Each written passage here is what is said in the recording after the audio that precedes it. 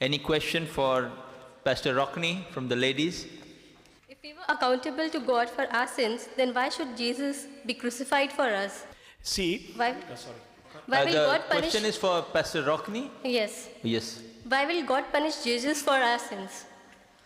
if we are accountable to our sins, why should Christ die for us? Right. And the second part, please repeat the second part. Why will God punish Jesus for our sins? No. See, the law exposes sin. That is the law of Moses before Jesus. He tells you the standards of God, expectation from man. Basically, he tells me how sinful I am. Okay? So, really sin has no remedy as far as human is concerned. There is no remedy. And the law of Moses is a confirmation sin has no remedy. Whatever you try, you'll fall again. Now, Jesus came to break that chain. Okay? Now, I told you at my talk earlier, if some friend of mine died for my sin, his death has no value in the eyes of God, because he is only accountable for himself. But Christ is very unique. Christ is a man who is not worthy of death. He is God, took flesh on himself, kept his power as God aside, okay, and walked as man. Now, as far as sin and judgment on him, he is not worthy of death. Therefore, he is a blameless lamb. No one on this earth is a blameless lamb in that sense. So therefore, his death was very precious, and the value was fit that only this kind of person dying, and there's only one such a person in history, that only then he has that unique office that he can take away my sin. No other person can do that.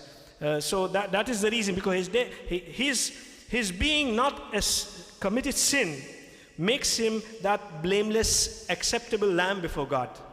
That is the reason why his position is very unique. That's the reason. I hope I made it a little, huh? Okay?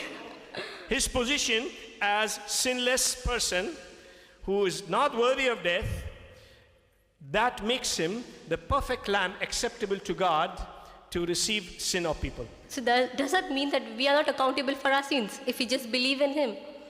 You see, I just mentioned to the gentleman, believe is translated into real acts of faith.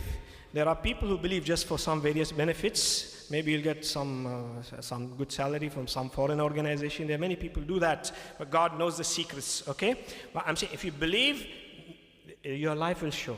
Your life will show, okay? Judas the Iscariot believed, but really it was not really faith. Afterwards we saw, for the sake of 30 pieces of coins, he betrayed his master. Really, from beginning he didn't believe. That was a counterfeit belief, conditional belief, belief only if things goes well. Okay? So the book of James says, if you believe, your life will show. Okay? It's not belief. I don't mean just say words, I mean say words, you mean it. Okay?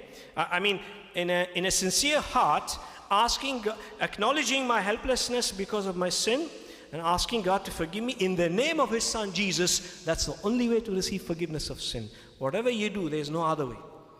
Sorry, but if you're saying that God took the flesh and bone. Excuse me. I think you have put your question forward. The pastor has explained. We cannot have another question. First question was Counter question for the answer. I mean, can I ask, please? You can try your... You'd like to give a short comment, one-line right? comment. As said by Pastor that a true believer in Jesus Christ will never become a rapist tomorrow. But if you see the Christians or on a whole, you see that every Christian do sin. So that means you're trying to say that no Christian is a true believer of Jesus Christ?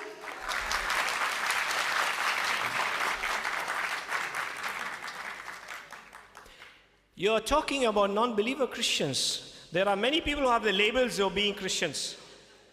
There are many people having the labels of being Christian.